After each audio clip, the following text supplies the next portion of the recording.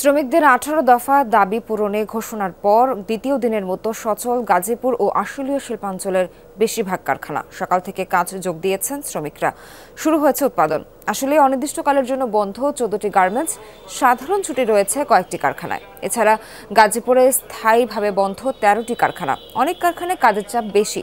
ব্যবস্থাপকরা জানিয়েছেন সময় মতো রফতানি পণ্য পাঠাতে চলছে তোড়জোড়। ওভারটাইমের ক্ষেত্রে মানা হচ্ছে শ্রম আইন।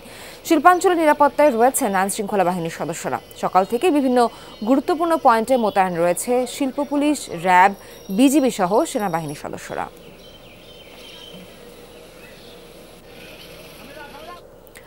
গার্মেন্টস পরিস্থিতি সম্পর্কে আরও জানাতে গাজীপুর থেকে যুক্ত হচ্ছেন সহকর্মী হোসাইন আলী বাবু। বাবু, জানতে চাই শিল্পাঞ্চলের সার্বিক পরিস্থিতি, দাবি মানার যে বিষয়টা ঘোষণা দেওয়া হয়েছে তারপরে এখন কেমন দেখছেন? বিজলি কেবলস যে কোনো স্থাপনার বৈদ্যুতিক সংযোগকে রাখে নিরাপদ। বিজলি কেবলস, নিরাপদ আজীবন। নাবিলা, গতকালের আগের দিনই আসলে বিজিএমই থেকে আসলে 18 দফা দাবি সেটি মেনে আছে। তারপর থেকে আসলে গাজীপুরে যে শিল্প কারখানার উৎপাদন সেটা কিন্তু স্বাভাবিক রয়েছে এবং উৎপাদন কিন্তু চলছে। ইতিমধ্যে সকাল থেকেই আমি দেখেছি বিভিন্ন শিল্প কারখানার সামনে যে শ্রমিকদের যে কাজে যোগ দেওয়ার যে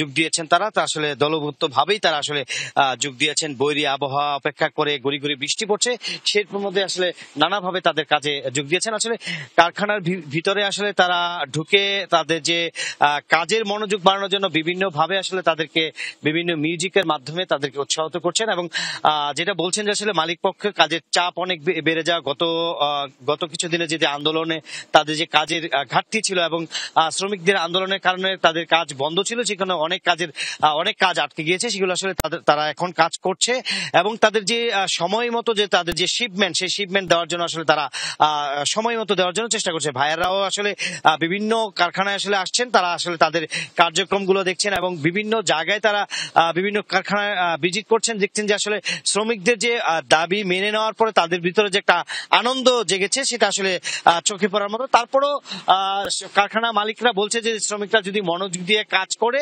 তাহলে আমাদের গত কিছুদিনে যে ঘাটতিটা হয়েছিল সেটা আমরা আসলে পুষিয়ে নিতে পারবো। এছাড়াও কিন্তু আসলে গার্মেন্টসের নিরাপত্তার কারণে গাজীপুরের সকল শিল্প কারখানার সামনে আসলে নিরাপত্তা টহল রয়েছে। সেনাবাহিনী, পুলিশ, র্যাব সহ বিভিন্ন বাহিনী আসলে টহল দিচ্ছে।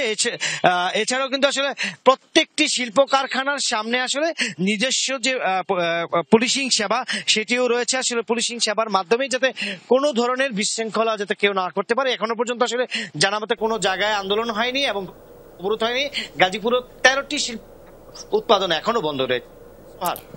বাবু, সবশেষ তথ্য দেওয়ার জন্য ধন্যবাদ আপনাকে।